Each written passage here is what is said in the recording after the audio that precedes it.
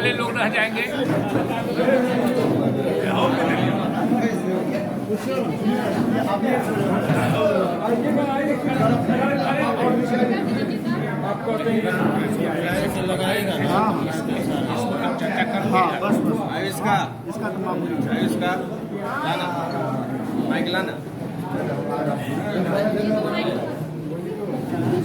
शुरू किया जाए, सब लोग तैयार हैं? जगह नहीं बन पा रही है, नहीं तो उन लोग को तनी तनी ये हो जाइए ना, थोड़ा थोड़ा ये राउंड हो जाइए ना, राउंड हो जाएगा तो सबको एडजस्ट हो जाएगा। या नहीं तो अब तो नीचे मान लीजिए टेबल कुर्सी लगा देंगे। ठीक है। जोर से बोलिए। प्रिंट मीडिया के ना, आप सभी मित्रों का स्वागत है। जैसा आपने देखा, आज जिला कांग्रेस कमेटी में कुछ नया कमरा बना है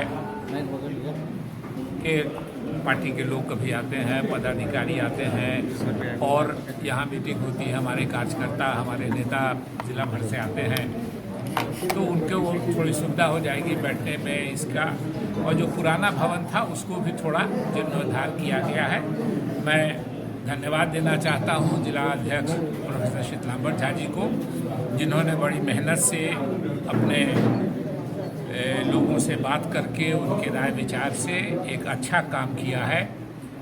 जिला कांग्रेस कमेटी को तो मजबूत किया ही था उन्होंने, कार्यालय को भी मजबूत और सौंदर्यीकरण का काम किया है। मैं प्रोफेसर शीतलांबर झा जी को कांग्रेस की तरफ से, अखिल भारतीय कांग्रेस कमेटी का भी मैं सदस्य हूँ, अखिल भारतीय कांग्रेस कमेटी की तरफ से और बिहार प्रदेश कांग्रेस कमेटी की तरफ से और मधुबनी जिला के तमाम कांग्रेस जनों की तरफ से मैं उनको धन्यवाद देता हूँ, बधाई देता हूँ और ये आशा करता हूँ कि इनसे प्रेरणा लेकर के जहाँ जहाँ प्रखंड में हमारा कार्यालय है, पंचायत में हमारा कार्यालय है, वहाँ इस तरह का काम आगे बढ़ेगा।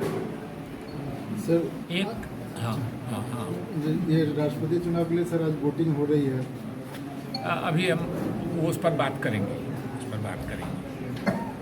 आज एक विशेष महत्व के विषय पर हम बात करना चाहते हैं आप लोगों से। देखिए, समाज में हम रहते हैं तो हमें बहुत कुछ सीखने का मौका मिलता है। बहुत चीज़ समाज में जो घटना की तरह ट्रीट करती है, ईडी से छापा मरवा दिया, और इन सारी चीज़ों का एक मकसद है कि उनकी सरकार का जो भ्रष्टाचार है उस पर नज़र नहीं जाए। कैसे भ्रष्टाचार करते हैं बता देते हैं। अदानी जी को सारा हिंदुस्तान वो लिख दे रहे हैं।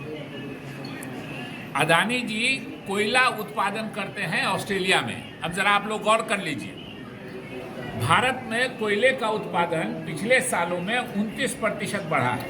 भारत के पास पर्याप्त कोयला है, लेकिन मोदी जी की सरकार ने जो बिजली कंपनियां कोयले से बिजली उत्पादन कराती हैं, उनको कह दिया है कि नहीं, 10% आपको विदेश से लेना ही लेना है कोयला। और भारत का जो कोयला है वो 3,000 रुपये टन है। विदेश से आने वाला अदानी जी का जो कोयला है वो 30,000 रुपये टन है, 10 गुना है। और कह दिया है चूंकि, और वो पैसा भी कौन है, आप लोगों को, बहुत से लोगों को याद होगा, उसमें पत्रकार बंधुओं को और भी याद होगा कि हमारी सरकार के समय में ही 2014 के शुरू में रिजेक्ट कर दिया था स्टेट बैंक ने अदानी जी को लोन देना। मोदी जी ने आके 6,000 करोड़ का लोन स्टेट बैंक से उनको दिलवा दिया। उसी पैसे से उन्होंने कोयले का खदान खरीदा ऑस्ट्रेलिया में।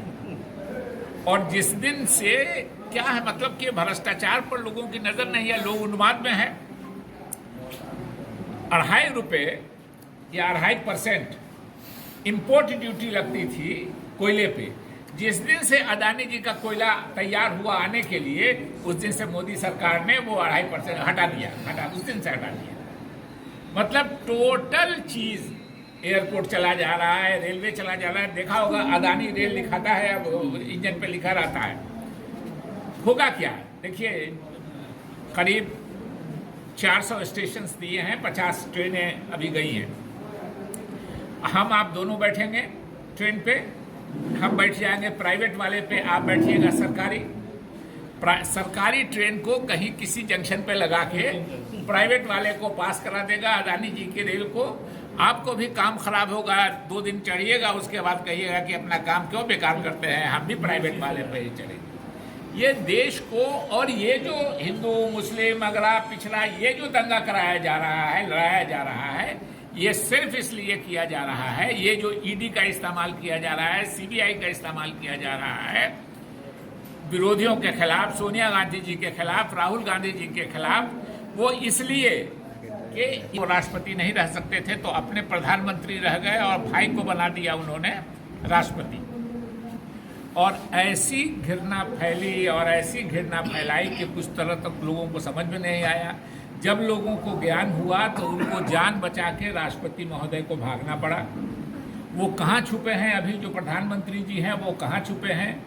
उनके पैलेस पे, जो राष्ट्रपति भवन पे लोगों ने कब्जा कर लिया, वहाँ के युवाओं ने। प्रधानमंत्री के घर पे, भगवान न करे, खुदा न करे कि भारत में कभी ऐसा हो, लेकिन आप अगर आज से 4 साल पहले का, 2 साल पहले का श्रीलंका के अखबार देखते तो आपको लगता कि आप भारत का अखबार पढ़ रहे हैं, इसलिए कि आज जो भारत के अखबारों में आ रही ये बातें, यही श्रीलंका के साथ हुआ। इसलिए हमको सबक लेना चाहिए। और देखिए क्या विधि का विधान है और क्या विडंबना है।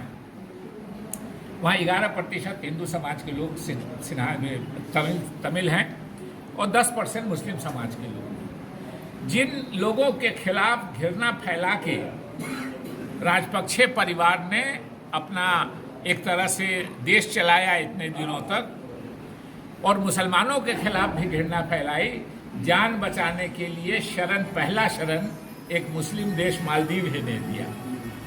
ये विडंबना देखिए कि जिन लोगों के खिलाफ घृणा फैलाई, इसलिए हमको, समाज को, देश के हमारे नेताओं को आज जो लंका में हो रहा है उससे सबक लेना चाहिए। भगवान न करे, खुदा न करे, गॉड न करे, वाहेगुरु न करे कि हमको श्रीलंका के जैसा दिन देखना पड़े।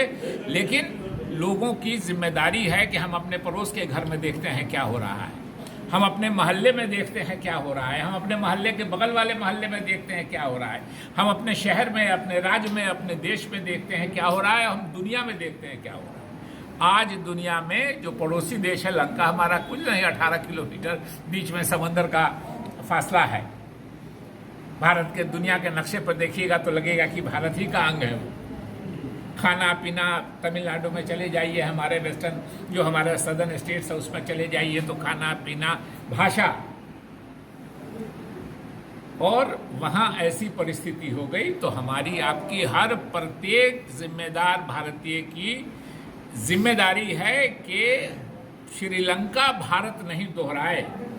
उसके लिए केवल सरकार नहीं, केवल सत्ता में बैठे हुए लोग नहीं, वो तो सत्ता में हासिल करने के लिए और सत्ता को अपने जारी रखने के लिए उनको गलत सही समझ में नहीं आ रहा है, मगर जो समाज के लोग हैं